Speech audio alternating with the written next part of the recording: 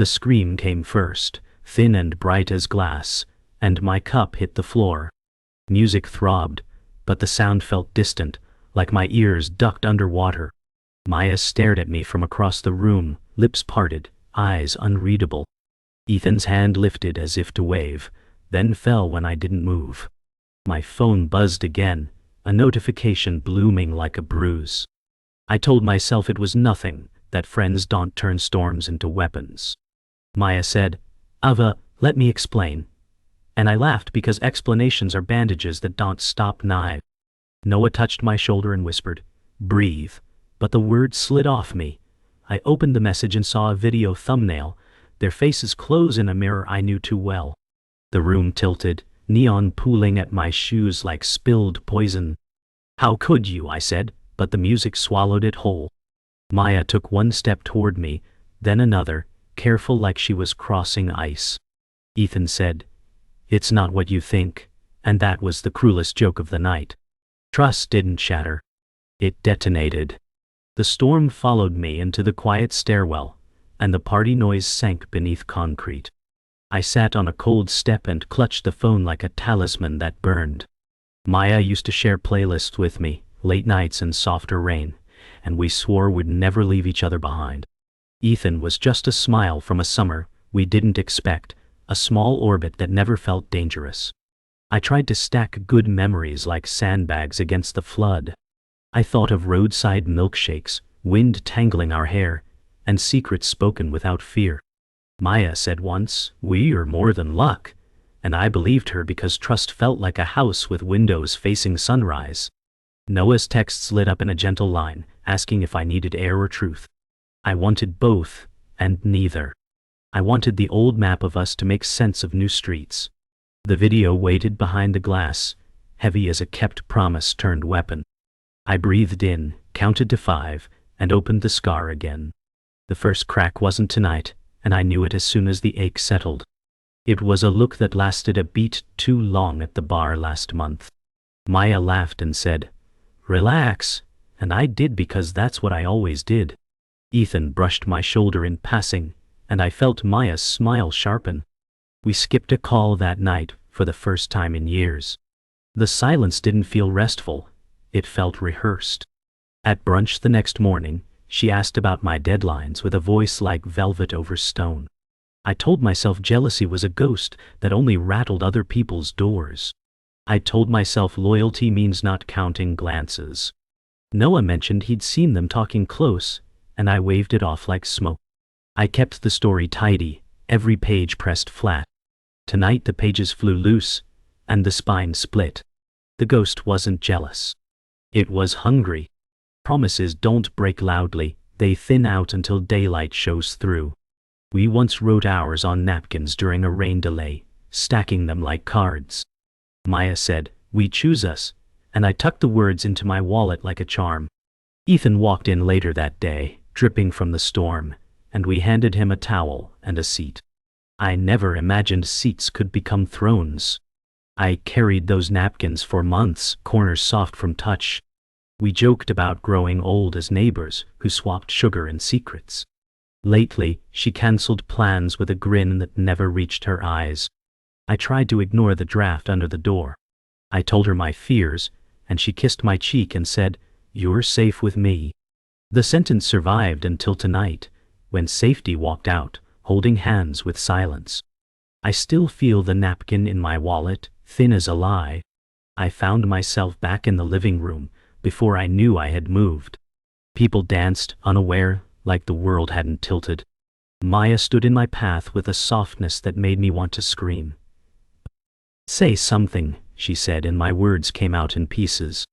I asked when the first lie started and why it wore my name. Ethan hovered, a planet deciding which sun to circle. Noah positioned himself like a quiet wall between weather fronts. The video, once opened, didn't lie or apologize. It just played. I watched the proof fold us into sharper edges. Maya reached for my hand, and I let the air hold the space. "I loved you first," I said, and it wasn't romance, it was history. The music dipped, and the room held its breath. Somewhere outside, thunder signed the page. I didn't cry. Not yet. The rain turned gentle by morning, and our small apartment felt like a fort. We made coffee too strong, and laughed at the bitterness. Maya said, "Leave the sugar, brave tastes last," and I clinked my mug to hers. We traded tiny victories, coupons found, and hours won back. Ethan was just a name in a story then. A planet far from our sky. We planned weekends with sticky notes and crooked arrows. Maya said, "We're the map and the road," and I agreed because we were. Bills lay in a neat stack under a magnet that read courage. We colored our calendar with highlighters, promising light. The kettle hissed, and we called it applause. I watched her move through rooms like a song I knew by heart. I said, "We will carry each other," and she smiled like that was old news. Outside, wet streets shined, and inside, trust breathed easily. At night we climbed the roof and named constellations wrong on purpose. City hum wrapped us like a blanket with a heartbeat. Maya said, "Let's rename Orion after our landlord's cat," and I wheezed laughing. We laid on tar that held the day's warmth, elbows touching. Sirens stitched red lines across clouds, and we called them comets. I told her the fear that I would mess up everything I loved. She nudged my shoulder and said, "You're allowed to be fragile and fierce." We shared headphones and let a sad song turn heroic. I promised to show up even when I was tired or late. She promised to say the hard thing before it hardened. Wind tugged our sleeves and we let it take the worry. Downtown lights blinked yes at our vows. We fell quiet, full of a faith that felt like sky. We drove nowhere some Sundays and called it therapy. The road unspooled like ribbon while the radio argued with our singing. A sudden downpour smacked the windshield, and we cheered like kids. At a diner off the highway we ordered pie before lunch. Ethan worked there that summer, and he slid plates with a shy hello. Maya said, "Tip big." His smile is honest, and I smiled back. We traded bite for bite, crust for crust, sweet for sweeter. Ethan said, "You two are undefeated," and we clapped like fools. The waitress called us the loud table, and we wore it like a medal. I took a photo of our hands stacked over napkins. Maya said, "Print it and stick it to something we won't lose." I promised I would, and I did. The picture made every fridge feel like home. Moving day was a collage of dust and bright plans. We lifted boxes labeled dreams and almost dropped the heavy ones. Noah arrived with tape and the calm of a lighthouse. He said, "Corners first, patience second," and the room obeyed. Maya measured the wall for a shelf that would hold our trophies. I measured the space between us and found only laughter. Ethan showed up late with takeout and 3 forks. Maya said, "Sit." We earned noodles and we ate on the floor. Sun slid across bare boards and turned them to honey. We mapped furniture with chalk like kids drawing kingdoms. Noah drew a door where there wasn't one, and bowed. I said to friends who build exits and stay, and glasses knocked. The list of things to do looked doable. The list of things to be looked easy. Sunday mornings we cooked like a ritual that forgave the week. I whisked batter while Maya adjusted the playlist to soft light. The pan hissed and we called it applause again. She said, "First pancake never counts," and flipped it with a swagger. I brewed coffee and tried to memorize the smell. Ethan texted a joke about syrup diplomacy, and we sent a truce emoji. Noah sent a photo of the farmer's market, and we promised to meet him later. We ate at the counter, knees touching, plans spilling. I said, "When we're gray, we'll still be doing this," and she bumped my shoulder. Maple dripped and made our hands sticky and happy. The window framed a sky that looked permanent. Maya said, "We are not a phase," and I believed it. The song faded, and for once we let the quiet stay. The gallery smelled like rain and varnish, and I tried to read the walls for answers. Maya laughed at something Ethan said, and the sound slid under my skin. I told myself that joy is allowed to happen in public. She tilted toward him, soft as a tide, and time stretched thin. Noah drifted to my side and said, "You okay?" like he already knew the ending. I said, "Of course," and my voice wore borrowed shoes. Ethan glanced over and lifted a hand that never quite waved. Maya said, "You should see this piece," and I followed the line of her finger, not the line of her body. The painting showed two figures sharing one shadow. I felt mine thinning. I whispered, "We are fine," and the frame creaked in my head. The room applauded a speech I did not hear. My hands applauded too, slow and late. By midnight, the phone felt heavier than its glass, and the apartment breathed in echoes. I called once, twice, 3 times, and the rings lined up like warnings. Maya texted with friends, and I stared at the space where my name should be. I typed, erased, and typed again, until letters looked like strangers. Ethan posted a story of streetlights and shoes, and I recognized the curb. Noah said, "Sleep is a kind of mercy," and I answered, "Not tonight." The kettle clicked, then forgot to boil. I set 2 mugs out and felt foolish. Maya said last week, "We are a constant," and constellations shifted without asking me. I tried to breathe on the 4 count we practiced. The count broke at 3. The ceiling clock ticked like a distant heel on tile.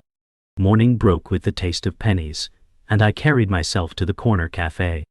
2 acquaintances paused behind me, voices carefully careless. One said they looked close, and the other said, "I thought she told her." I stirred a coffee. I did not sweeten. The barista asked if I wanted anything warm for the weather inside me. I said, "Truth," and she chuckled like we were sharing a joke. On the sidewalk I caught a reflection of 3 people and recognized only one. Maya had once said, "Rumors are lazy lies," and the words now felt toned for performance.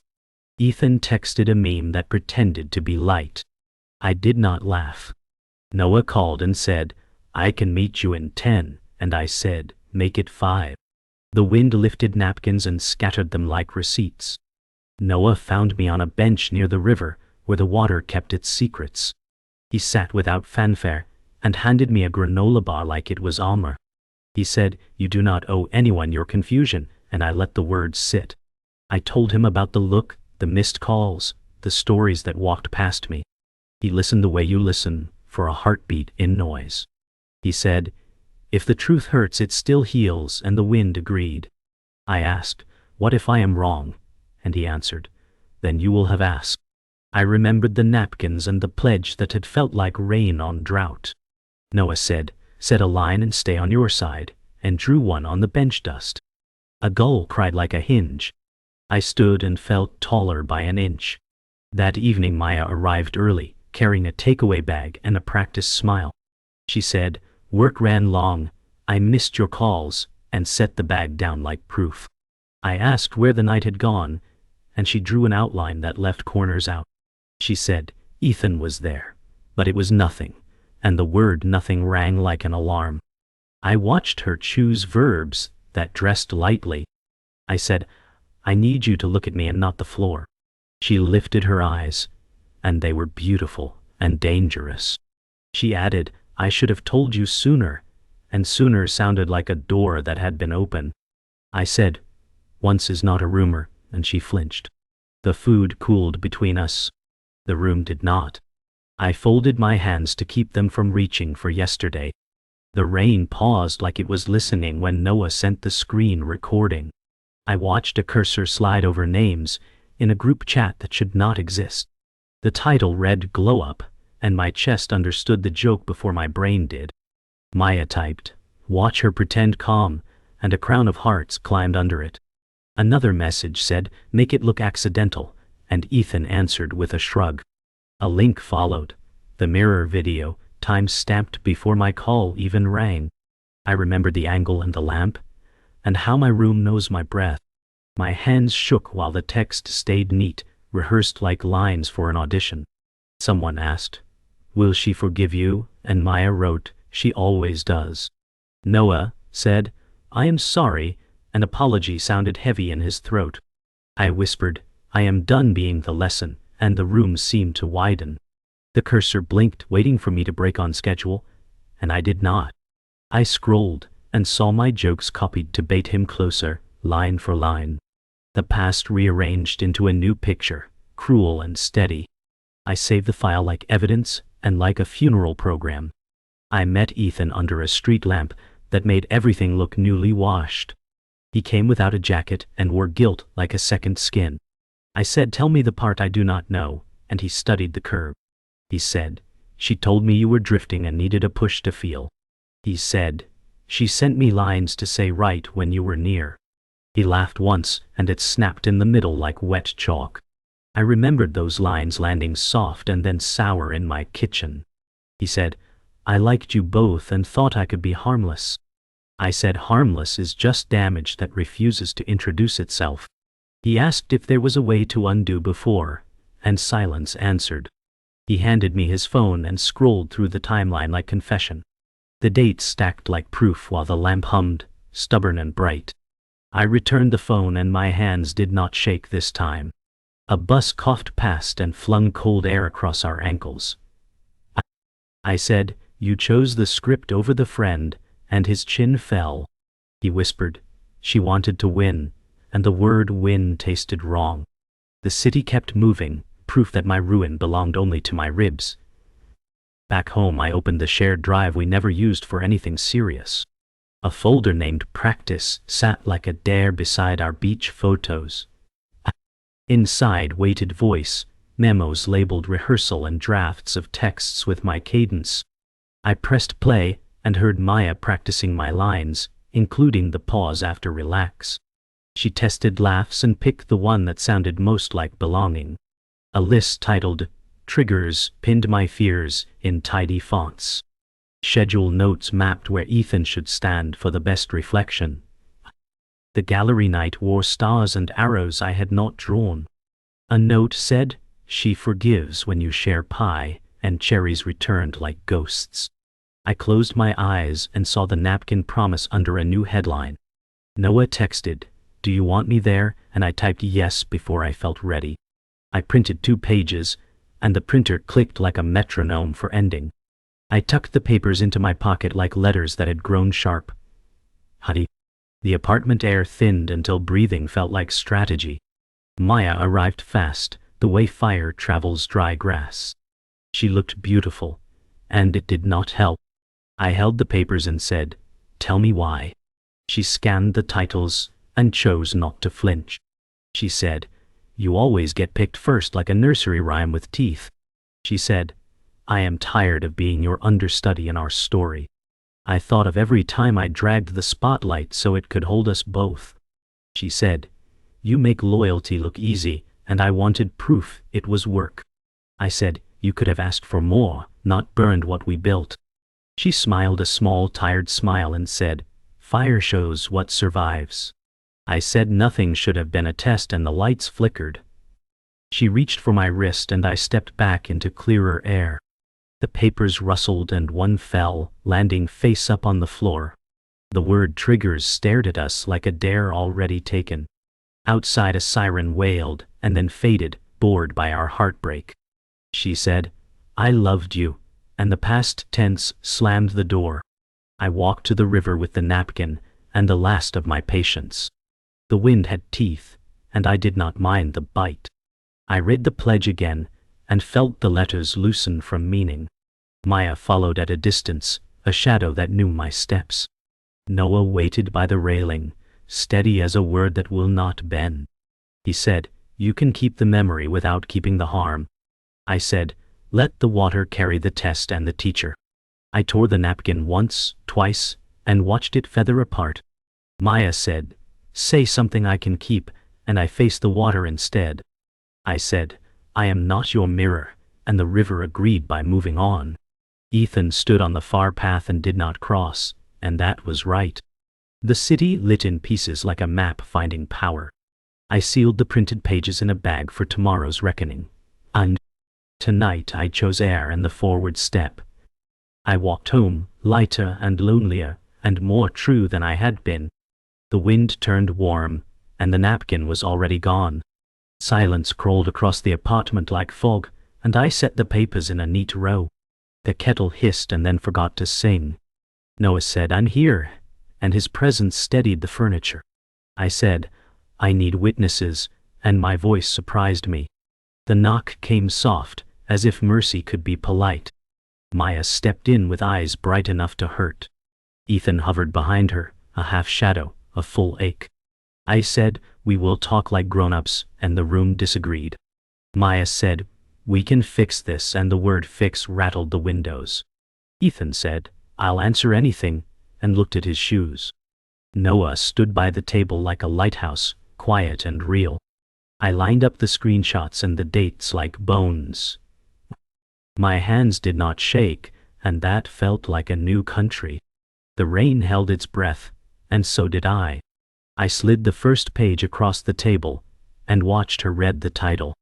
Maya said, "Glow Up" was a joke, and the joke felt like a bruise.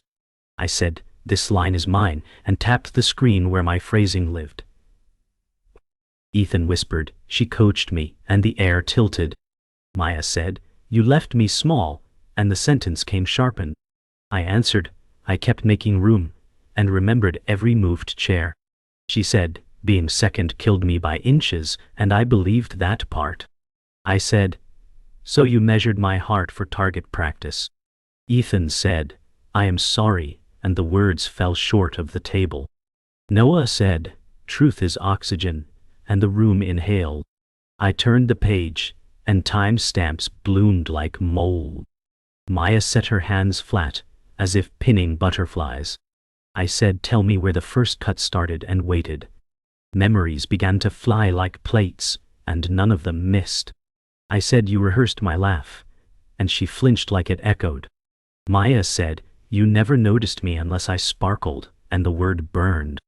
I held the napkin copy, and felt the pledge go thin again. Ethan said, "The gallery was planned," and the frame in my head cracked. I said, "Pie was bait," and the diner lights in memory turned harsh.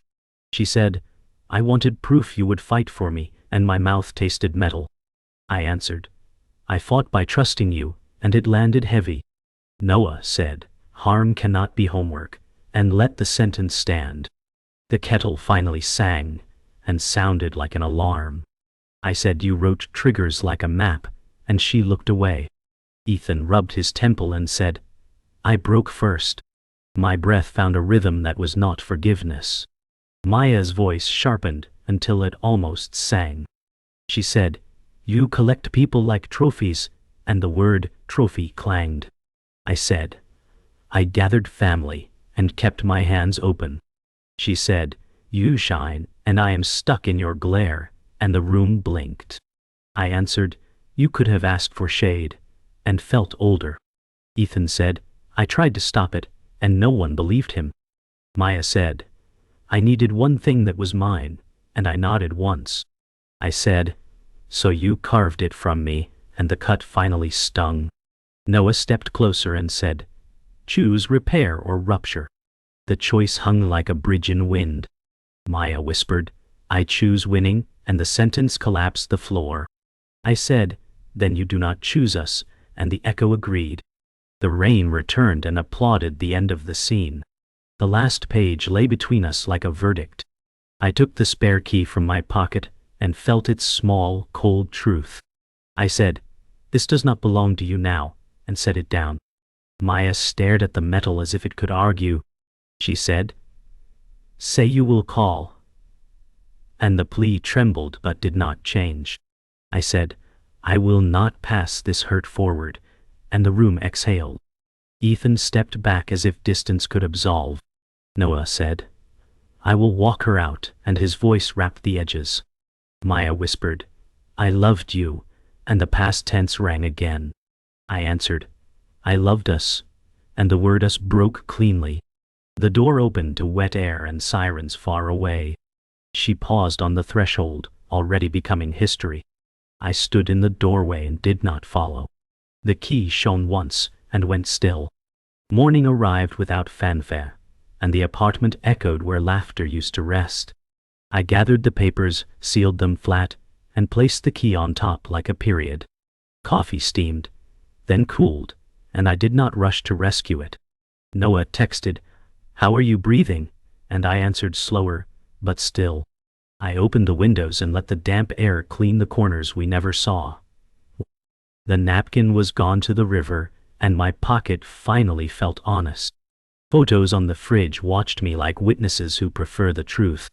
I said, "I will keep the joy and bury the weapon," and the room agreed. Maya's perfume lingered in the hallway, sweet and tireless and gone. Ethan's name dimmed on my phone, a star choosing a smaller sky.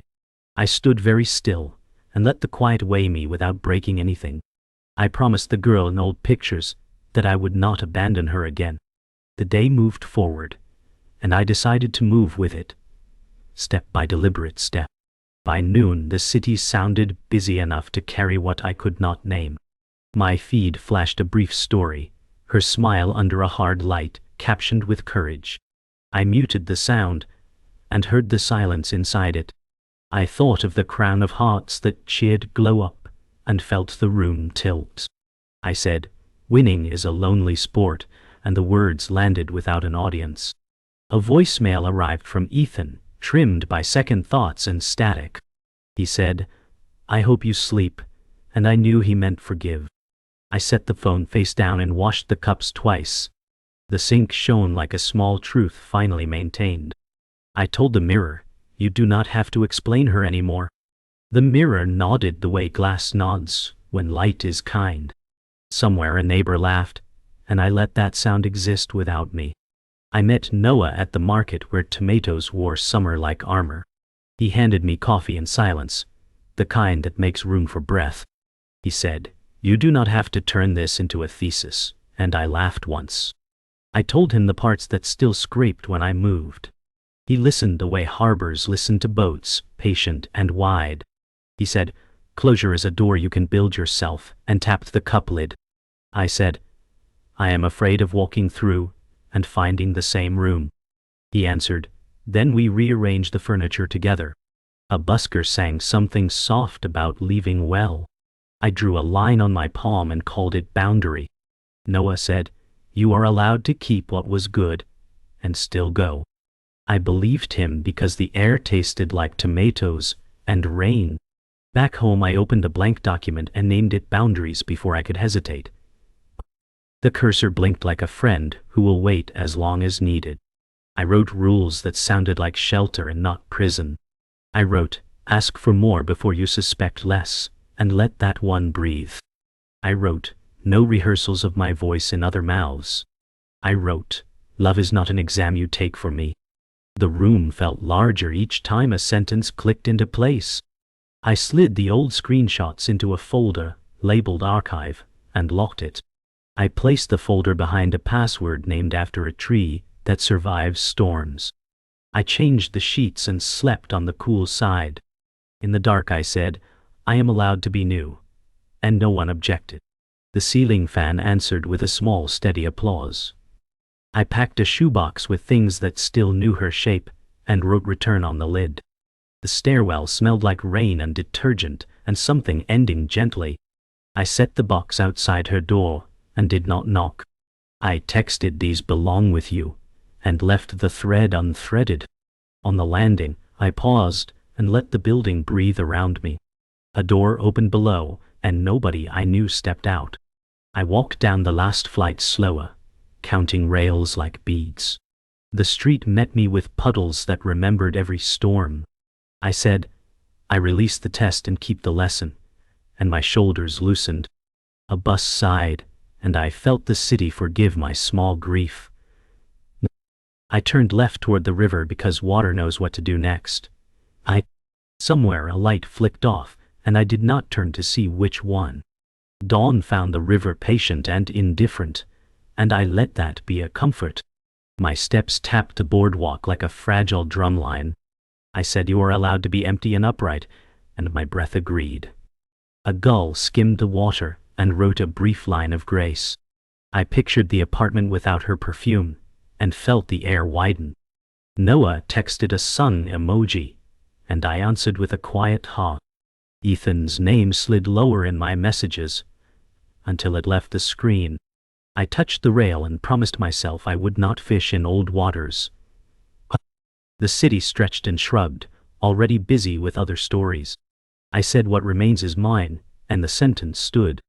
The morning smelled like wet wood and beginnings, and I walked. Back home I opened the shoebox of us and pared it down without malice. I kept one photo where our eyes were laughing in the same language. I set the rest aside like petals that had already done their work. Thank you for the good, I said, surprising myself with the ease. I wiped the fridge of magnets that told jokes we no longer shared. The blank space looked clean, not cruel. A song we loved tried to climb in from a neighbor's window. I closed mine and let the melody pass without a fight. I brewed tea and watched the steam practice leaving well. I whispered, "Grief can be gentle," and the kettle agreed. The day walked past and did not ask for proof. I sat on the stoop with a notebook and wrote the smallest choices first. Block or boundary, I asked, and the page did not flinch. I chose boundary and wrote the rules like doors, not locks. Answer only the present, I added, and underlined it twice. I drafted a message I would never send and let the draft be enough. Noah called and said, "Proud of your quiet," and I believed him. I said, "I won't police the past," and the words felt like air. A child biked by and rang a bell that didn't ask permission to be bright. I closed the notebook and slid it into my bag like a calm. The sun reached the stairs and set them in gold. I chose to stand, and did. The shared drive blinked open like a room I finally owned. I renamed practice to archive, and removed guests with a steady hand. No ghosts with edit rights, I said, and clicked save. I changed the locks on my digital doors, and felt my shoulders drop. Ethan's last voicemail stayed unheard, and that was an answer too. I placed the napkin copy in a folder marked history, and shut the drawer. The apartment sighed like a stage after the curtain falls. I set fresh flowers on the table, and did not photograph them. Today is not content, I said, and the silence smiled. Evening gathered in the corners and found nothing sharp. Night folded the city into softer edges, and I walked the river one last time. The bridge light stitched a patient seam across dark cloth. I thought about beginnings that wear the costume of endings. I said, "I am not a stage for anyone's winning," and the water kept moving. Somewhere a door closed that I did not need to reopen. I held still long enough to hear my pulse choose steadiness. A breeze lifted the hem of my fear, and it did not return. I tucked a strand of hair behind my ear like a flag lowering. "Be brave and be done," Noah had said, and I let it land. I faced the black water and spoke the final truth I owed myself. Ava said, "You didn't break me, you just taught me where I end and where I begin."